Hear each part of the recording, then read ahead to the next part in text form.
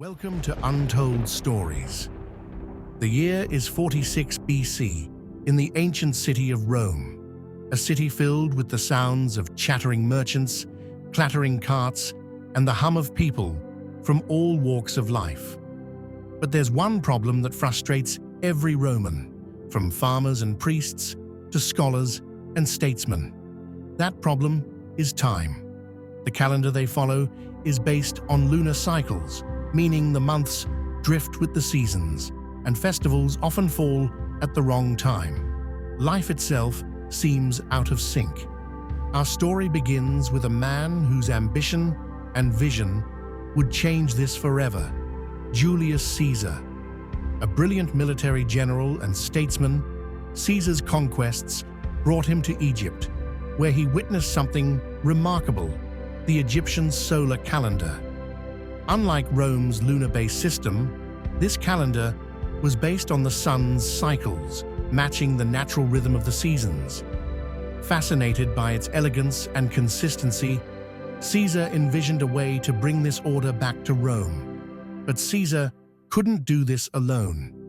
To create a lasting system, he turned to Sosigenes of Alexandria, an Egyptian astronomer with a deep knowledge of the stars and the heavens. Sosigenes knew that the solar year was slightly over 365 days, and taught Caesar the necessity of adding an extra day every fourth year, thus the leap year, to keep the calendar aligned with the seasons. As they worked, Sosigenes and Caesar decided on 12 months, both for practicality and to align with ancient traditions. Rome's calendar was already divided into roughly 12 cycles, a pattern inherited from Babylonian and Greek calendars that also held 12 months. This number, 12, was a natural choice for ancient astronomers and priests, as it represented the 12 lunar cycles that almost perfectly match the solar year. To ensure continuity, they gave each month a name that would connect it to Roman history and culture. March, for instance, was named after Mars, the god of war, and the symbolic start of the Roman year, when military campaigns traditionally began. April, a month of renewal, likely comes from aperire, meaning to open, for the blooming flowers of spring.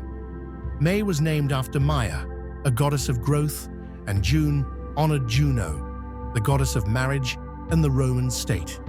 The summer months bore even deeper connections to Rome's past and its rulers. July was named after Julius Caesar himself, marking his impact on the calendar. August, named in honor of Augustus Caesar, symbolized his desire to leave a lasting legacy. September, October, November, and December were simpler in origin, named for their order: Septem 7, Octo 8, Novem 9, and Decem 10, from an earlier version of the Roman calendar that began in March. With the names settled, Sosigenes and Caesar divided the 365 days among these 12 months, reserving 31 days for certain months of importance and 30 for others. February was chosen to be the shortest month, with 28 days, carrying the extra day in leap years like a keystone that would stabilize the entire system.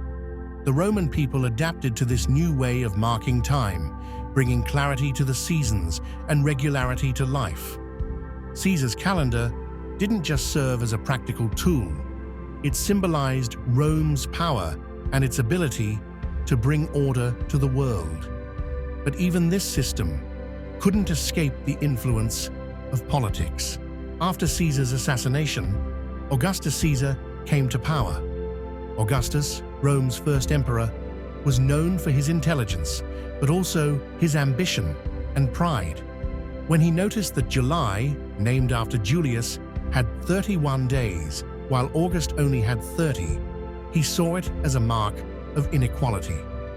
In a symbolic power move, Augustus took a day from February, adding it to August, so both months would have 31 days, an echo of his determination to stand equal with Caesar in history. And so February remained the shortest month, a remnant of Augustus's ambitions. Centuries later, in 1582, Pope Gregory XIII would reform the calendar to correct for the slight drift that came with time, giving us the Gregorian calendar we use today.